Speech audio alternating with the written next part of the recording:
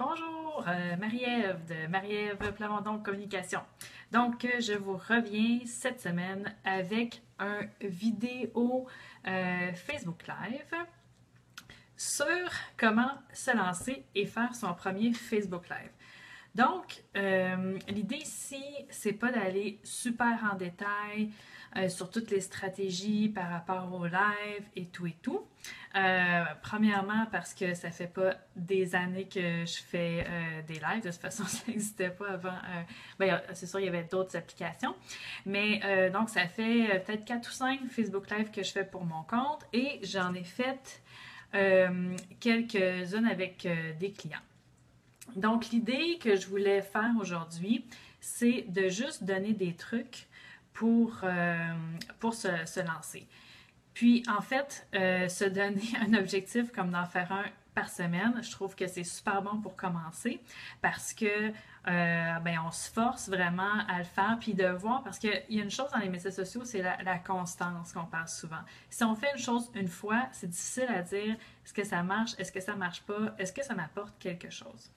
Donc, je vais y aller avec quelques trucs live. Si vous écoutez en différé, vous pouvez peut-être avancer de quelques minutes pour avoir vraiment le vif du sujet parce que, première chose, mais en fait, vous pouvez écouter aussi ce truc-là, on dit souvent quand on fait un Facebook Live, c'est important de faire une introduction qui est un peu longue pour qu'on donne le temps aux gens, pour qu'on donne autant à Facebook d'aller chercher une audience. Donc, ce qui fait que quand on publie la vidéo en différé, bien, ça fait une longue introduction.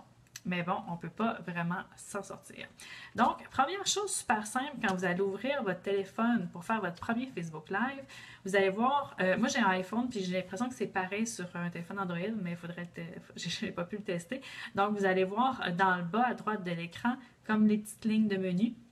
Vous cliquez là-dessus parce que, par défaut, quand vous ouvrez d'habitude votre application Facebook sur votre téléphone, vous êtes sur votre page, votre profil personnel. Donc, vous voulez aller sur votre page professionnelle d'entreprise, vous allez aller cliquer sur le petit menu avec les lignes et là, vous allez sélectionner votre page d'entreprise. Ensuite, vous allez sélectionner Publier, comme si vous voulez publier un post là, vraiment normal.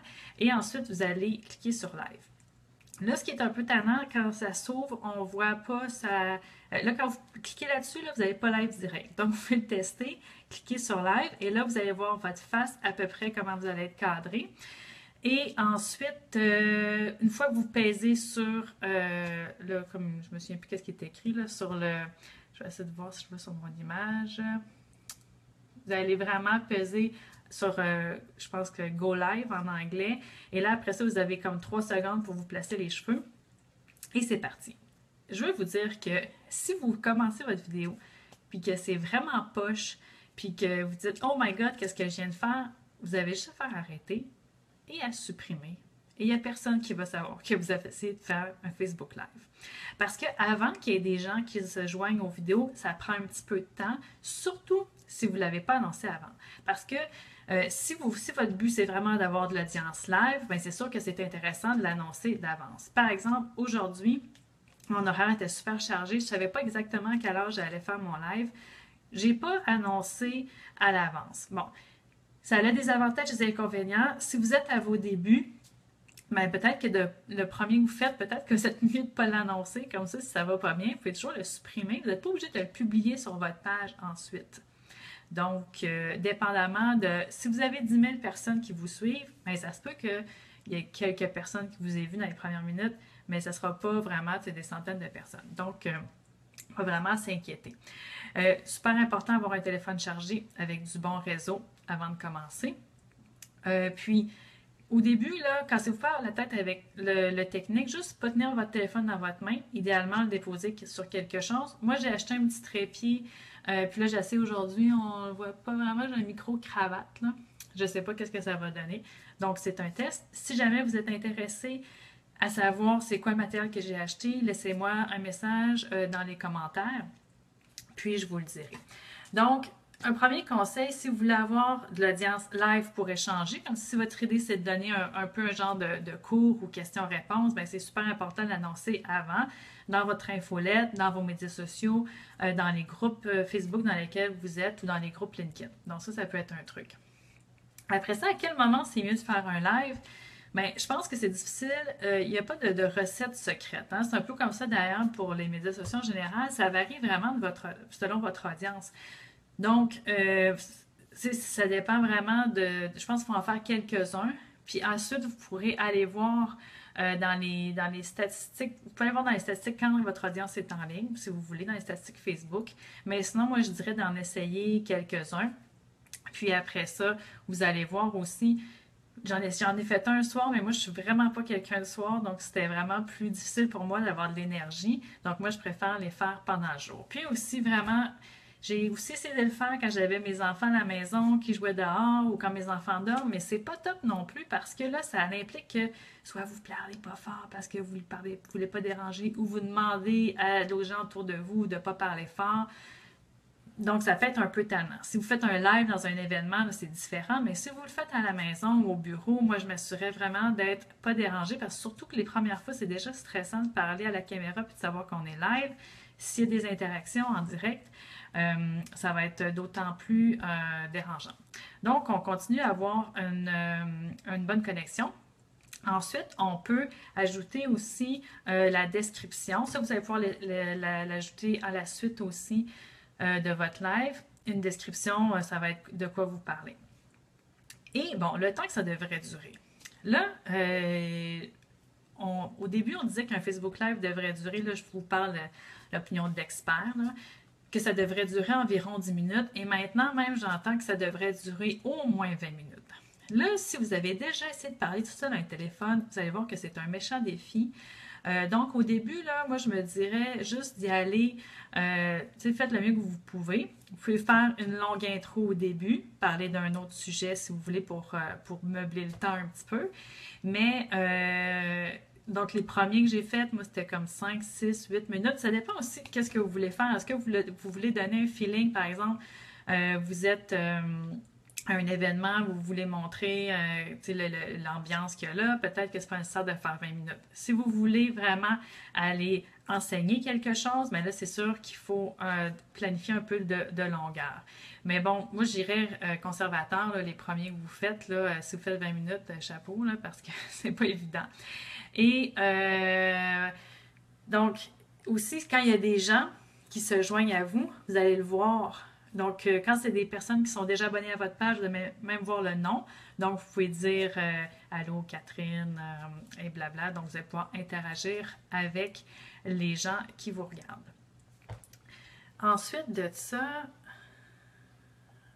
donc, comme je disais aussi au début, je m'adressais aux gens qui regardent en différé. Donc, c'est important aussi de faire un petit message dans votre introduction qui peut être longue au départ, de vous adresser aux gens qui vont écouter en différé.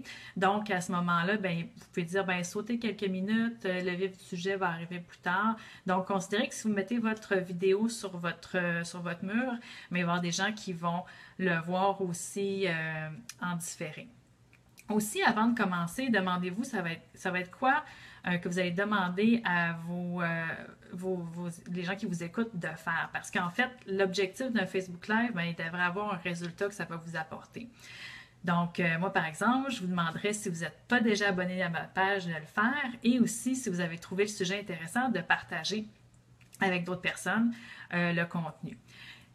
Une autre chose aussi, c'est bon de se préparer, d'avoir un plan, mais en même temps, essayez de rester vous-même, rester authentique. Je pense que c'est ça qui est intéressant du live, c'est qu'on a un contact vraiment privilégié avec la personne, de la façon dont donc parler, ayez une conversation de la même façon que vous feriez si vous parliez one-on-one à quelqu'un dans un café ou donc vraiment garder ça plus niveau personnel. Puis, au début des vidéos que j'ai faites, moi j'avais comme un panneau blanc en arrière, puis là c'était compliqué avec la lumière.